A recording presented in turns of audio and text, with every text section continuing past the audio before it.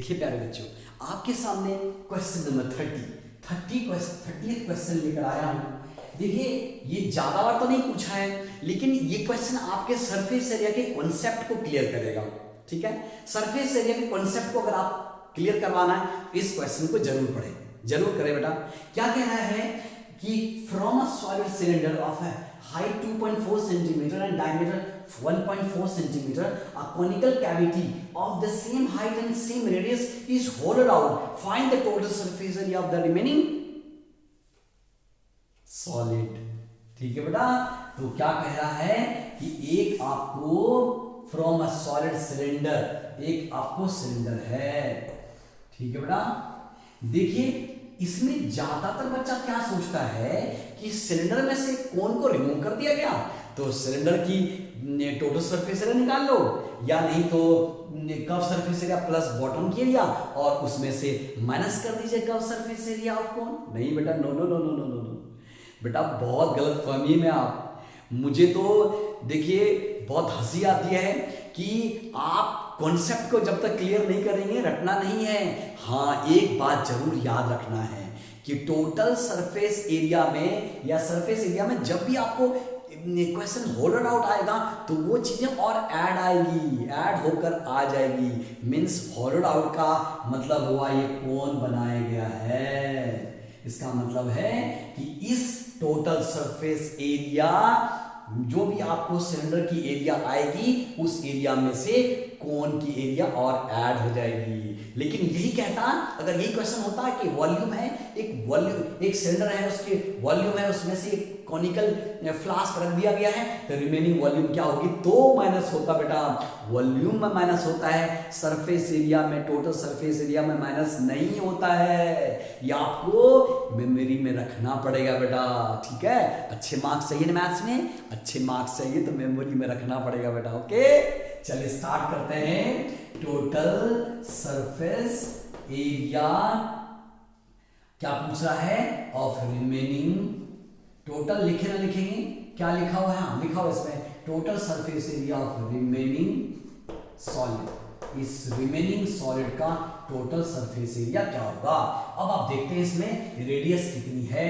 Total surface area of, जो formula इसमें लगेगा वो लगेगा 2 पाई आर एच का, जो कि curve surface area of cylinder है बच्चा। फिर आपको लगेगा एरिया ऑफ सर्कल का।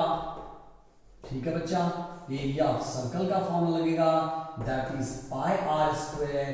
फिर आपको फॉर्मूला लगेगा curve surface area of cone का लगेगा that is pi r l लगेगा बच्चों।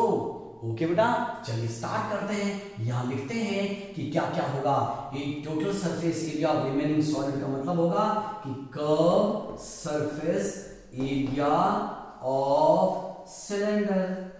ठीक है बच्चों, प्लस ये बॉटम का जो एरिया है ये सर्कुलर पार्ट है बच्चा, तो लिखेंगे area of circle plus area of, area मतलब कर्व सरफेस एरिया, तो शॉर्ट फॉर्म लिख दीजिए CSA ऑफ कोन। ये आपको वैल्यू फाइंड करनी है, तो आपका मैं फॉर्मूला लिख चुका हूं सारा। Curve surface area of cylinder that is 2 pi r h, curve area of circle pi r square plus curve surface area of cone, क्योंकि सिलेंडर का बॉटम सर्कुलर ही होता है। आप कंफ्यूज मत होइएगा कि इसमें आपको हेमिस्फीयर जोड़ना है। Curve surface area of cone pi r L होगा।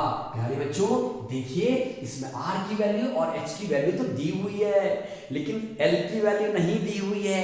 एल क्या होता है, स्लांट हाइट होता है। This is the value of L, ये आपको एल है, तो एल का फॉर्मूला आप लगा देंगे रूट अंडर पाइथागोरस थ्योरम से r square plus h square.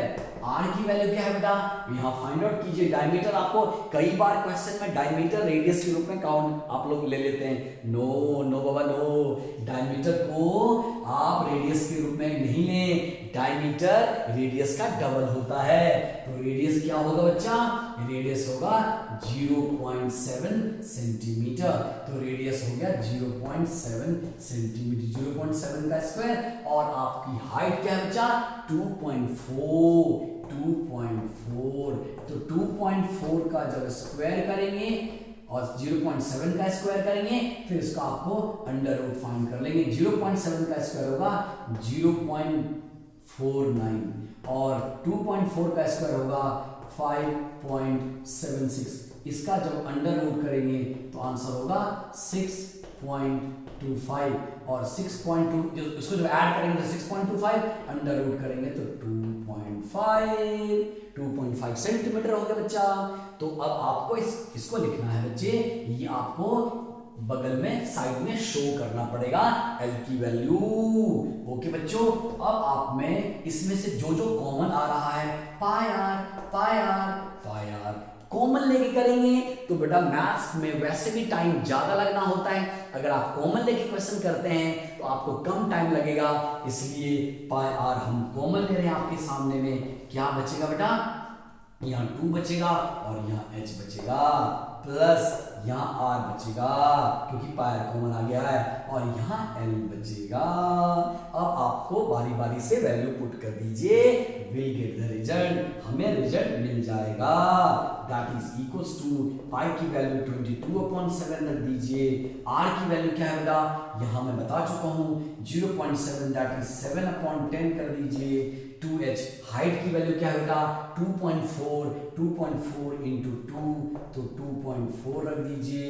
ठीक है बच्चा, जल्दी से आगे चलिए, आगे प्रोसेस करते हैं। 0.7 कर लेते हैं और l की वैल्यू आपके पास 2.5 है, इसको ब्रैकेट से क्लोज कर दीजिए। क्लोज जब कर देंगे तो अब आपका देखिए कंफ्यूजन कई बार हो जाती है, ब्रैकेट को क्लोज नहीं करते हैं तो आगे यहां सॉल्व करते हैं। यहां क्या होगा बेटा, 7 को 7 से आप कैंसिल कर सकते हैं। इधर बचा आपको 22/10 और इधर जो बचा वो क्या बचा बेटा, 2.4 को 2 से मल्टीप्लाई करेंगे 4.8 प्लस 0.7 प्लस 2.5, ये आपके पास ये क्वेश्चन है। तो 22/10 और आपके पास क्या बचेगा बेटा, इन सबको आप ऐड कर दीजिए। ऐड करने से जल्दी से फटाफट ऐड करिए बेटा, कभी भी ओरल चीजें नहीं करनी है, यहाँ लिख के कीजिए ताकि आपको प्रॉब्लम नहीं हो। 4.8 0.7 और खास करके तो डेसिमल का एडिंग 7 + 5 12 + 8 20 4 + 2 6 +1 + 2 8, इसका मतलब आप ऐड कर देंगे। वैसे भी ओरल भी कर सकते हैं, ऐसा नहीं है। 4.8 में 0.7 ऐड कर दीजिए, 5.5 में 2.5 ऐड कीजिए, 8 आ गया। ठीक है बच्चा, चलिए यहाँ इसको अरेंज करके मैं इसके बदले में 8 लिखता हूँ बच्चा, 8। अब 22 को 8 से मल्टीप्लाई कर दीजिए, 176 आएगा अपॉन 10। इसको 10 का मतलब अगर 10 से डिवाइड कर देंगे तो आ गया 17.6 सेंटीमीटर स्क्वायर। अप्रॉक्सीमेटली अगर आप देखेंगे तो 18 सेंटीमीटर स्क्वायर, ब्रैकेट में लिख देंगे अप्रॉक्स। ठीक है बेटा, अप्रॉक्स 18 दैट इज हमने क्या फाइंड करना था, हमें फाइंड करना था जो आपको सिलेंडर में से कोन को रिमूव कर दिया गया है। जब सिलेंडर में से कोन को रिमूव करेंगे बेटा तो क्या आंसर आएंगे, ये आपके सामने फॉर्मूला और सॉल्यूशन है। मैं आपको एक बार और बता देता हूं, ये मेरी आदत है कि इसमें क्या कौन सा फॉर्मूला यूज होना है, और आपको जब क्वेश्चन सॉल्व हो जाता है एक बार रिव्यू आधे मिनट का। सिलेंडर में से कोन को माइनस किया गया है, तो सिलेंडर में से जब कोन को माइनस करेंगे तो सिलेंडर की आपको ये कर्व सरफेस एरिया लिखी जाएगी और प्लस एरिया बेस होगा that is in the form of circle. फिर उसके बाद आप क्या करेंगे, आप करेंगे कोन का कर्व सरफेस एरिया ऐड, लेकिन एल नहीं दिया हुआ है। एल जब नहीं दिया हुआ है एल की वैल्यू फाइंड कर लेंगे, very simple. R square plus s square, ये हमने फाइंड कर लिया। 6.25 आया था, उसका अंडर रूट 2.5 आया और हमने यहाँ बारी बारी से पुट कर दिया value, that is 2 pi H plus pi square plus pi L, और आपने यहाँ पाई आर कॉमन ले लिया और आपका कंफर्टेबली आंसर आ गया। लास्ट में 17.6 है, अप्रॉक्सीमेटली आप इसे लिख सकते हैं 18 सेंटीमीटर स्क्वायर, क्योंकि सेंटीमीटर में था इसलिए आपको बेटा ज्यादातर बच्चे यूनिट छोड़ देते हैं। नहीं बेटा, no no no no no no, unit नहीं छोड़नी है। अगर आप 20 क्वेश्चन करेंगे और 20 में यूनिट छोड़ देंगे तो आपके 10-5 मार्क्स ऐसे ही लॉस हो जाएंगे।